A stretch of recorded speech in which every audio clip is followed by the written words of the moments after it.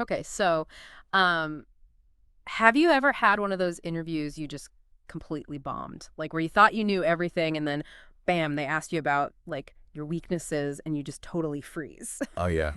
I think we've all been there. It's Yeah. definitely not a fun feeling, but hey, it's all part of the learning process, right? Exactly. And speaking of learning, today we're going to be diving into some really helpful tips for acing those grad assistant interviews. We're talking about common questions, how to really impress those interviewers, and we've got some great resources to pull from, like mainly Indeed.com UK, which has a ton of like sample questions and stuff. Yeah, Indeed's a great resource for this kind of thing. It's got like a massive database of interview questions, and a lot of them are specifically tailored for academic positions, so it's super helpful for like anyone prepping for grad assistant interviews. Totally. So think of this as your ultimate interview prep guide. We're going to break down some of the most common questions, share some insider tips, and hopefully help you feel a little more confident and prepared when you walk into that interview room. Absolutely.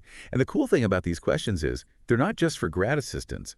A lot of the skills they're looking for, like leadership, communication, and time management, are applicable to like pretty much any job you might apply for in the future. Oh, for sure. They're what they call transferable skills, right? Like you can take those skills and apply them to any field, which is super valuable. Exactly. So even if you don't end up going the academic route, this deep dive is still going to be super helpful for you.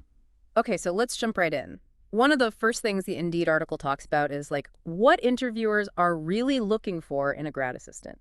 And it boils down to three main things: leadership, communication, and the ability to like balance academics and a job, which honestly feels like a superpower sometimes. It's definitely a juggling act, Yeah. but it's something that grad assistants have to do all the time, so interviewers want to see that you can handle it.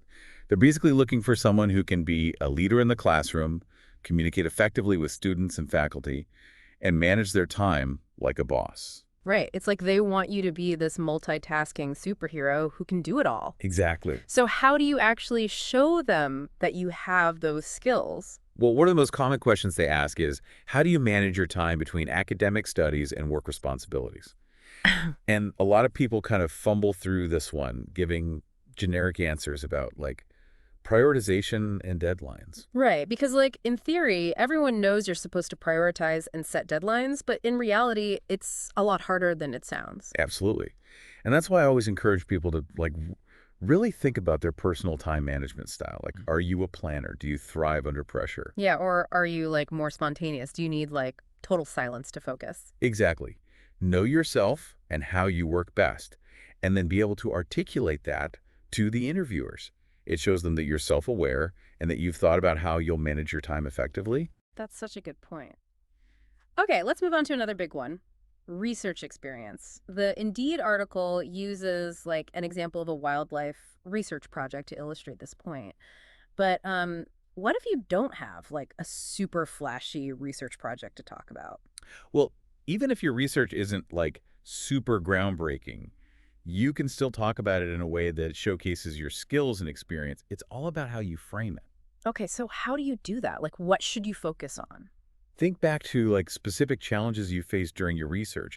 Maybe you had to troubleshoot a piece of equipment or like come up with a creative solution to a problem. Right. It's not just about listing the projects you worked on, it's about showing that you can think critically and solve problems. Exactly. And most importantly, highlight what you learned from those experiences. That's what really makes you stand out as a candidate. Makes sense. Okay. Now for a question that I always dreaded in interviews. How would you handle a disagreement with a professor? Like, ugh, just the thought of it makes me nervous. I know it can be a really intimidating question, but it's one that you should definitely be prepared for because let's be real, disagreements happen, especially in academia where everyone's like passionate about their ideas and research. Right. So how do you answer this question without like sounding like you're going to be a total pushover or, a rebel who's going to challenge every single thing a professor says? It's about finding that balance between respecting authority Hmm. and being able to like express your own thoughts and ideas. The Indeed article emphasizes like professional communication and understanding the professor's perspective, which is a great starting point. But it's also important to be able to like articulate your own viewpoint in a respectful and constructive way. Okay, so like how do you actually do that? Like what would you say? Well, instead of directly challenging their viewpoint, you could try framing it as a question. Like, I'm trying to understand your perspective on this. Could you explain your reasoning behind this approach? That shows that you're genuinely interested in their expertise and open to learning from them. That's a good strategy. And it keeps the conversation focused on the academic issue rather than turning into, like, a personal conflict. Exactly. Yeah. And it shows that you can handle disagreements in a mature and professional way, which is super important in any workplace, but especially in academia. Right, because, like, disagreements can actually be valuable learning experiences if they're handled the right way. Oh, absolutely. They can help you see things from different perspectives and refine your own thinking. Okay, let's shift gears a bit and talk about motivation. The Indeed article asks about how you would motivate students who are struggling, and the sample answer focuses on, like, understanding the students' challenges and tailoring support strategies to meet their needs. But honestly, that feels like a pretty basic answer. Like, everyone knows you should try to understand your students. It is kind of a basic answer, yeah. Sure. But I think this is where, like, empathy really comes into play. Show the interviewers that you can connect with students on their level and understand the challenges they're facing, not just, like, from a theoretical standpoint, but from a human one. Right. Like, you've been there, you get it. Exactly. Yeah. And sharing a personal anecdote about a time you helped a student overcome a learning obstacle can be incredibly powerful. Ooh, yeah. That's way better than just like reciting some generic advice. It makes you more relatable and like shows that you actually care about helping students succeed. Absolutely. Okay, ready to tackle some of the, like, rapid fire questions from the Indeed article. They've got some real brain teasers in there. Oh, yeah. Hit me with those brain teasers. I'm ready for anything. All right, let's see. How about this one? How would you handle a situation where a student, like, challenges your authority in the classroom? Whoa, okay. That's a tough one. I can definitely see that happening, though, especially in like a big lecture hall where students might feel a little more, anonymous. Yeah, it can definitely be tricky. You want to, keep things under control and make sure everyone feels safe and respected. But you also don't want to shut down, like, legitimate questions or concerns. Right. It's all about finding that balance. So, how do you walk that tightrope? Well, first off, don't get defensive. Acknowledge the student's, question or challenge. You could say something like, "That's an interesting point. Thanks for bringing that up." Okay, so you're acknowledging them, but then how do you, like, redirect the situation? You could gently remind them of the classroom guidelines, something like, "Well, I definitely encourage questions and discussions. It's important to, keep things respectful for everyone. Could we maybe circle back to this during office hours or after class?" Okay, that makes sense. You're not shutting them down, but you're also setting clear boundaries. Exactly. And it shows that you can handle those kind of tricky situations in a calm and professional way. All right, here's another one that caught my eye. What are your long-term career objectives? Seems simple enough, but I feel like there's got to be more to it than just saying, I want to be a professor, right? Oh, yeah, for sure. This is your chance to really connect the dots between, like, your current goals and your big picture aspirations. How does this grad assistant position fit into your overall career trajectory? So it's like showing them you're not just looking for a job. You're like building a career path. Exactly. And it shows that you're, ambitious and driven, which are qualities that interviewers love to see. Makes sense. Okay, this next one feels kind of obvious, but I bet there's a deeper layer to it. Why do you want to work as a grad assistant? The Indeed article mentions gaining experience in teaching and research, which are like the obvious reasons. Yeah, but what they really want to know is, like, what excites you about this role? What are you passionate about? Is it, mentoring students and helping them reach their full potential? Or is it like contributing to cutting edge research? Or maybe it's a chance to develop your leadership skills. Exactly. Think about what really motivates you and let that shine through in your answer. So it's all about authenticity, not just giving some canned response that you think they want to hear. Exactly. All right, here's one that can be a real head scratcher. How would you deal with, like, an unresponsive student in your class? That one student who just never participates, never asks questions, never seems engaged. Oh man, that's a tough one. Like you don't want to single them out or make them feel uncomfortable, but you also want to make sure they're, learning and getting something out of the class. Totally. First, try to understand, like, why they're being unresponsive. Are they struggling with the material, feeling overwhelmed? Maybe they're dealing with, like, personal stuff outside of class. Well, it's like being a detective, trying to figure out what's going on. Exactly. Once you have an idea of what's happening, you can tailor your approach. You might offer some extra support, encourage them to participate in group activities, or just have a one-on-one conversation to see if there's anything you can do to help. Yeah, sometimes just showing that you care can make a big difference. Totally. Okay, one last question that I think is super powerful. Can you describe a time when your actions, like, positively impacted a student's learning experience? Oh, this is a good one. It's like a little storytelling challenge. It is. Think back to a specific situation where you, like, went above and beyond for a student. Did you help them grasp a tough concept? Provide extra support outside of class?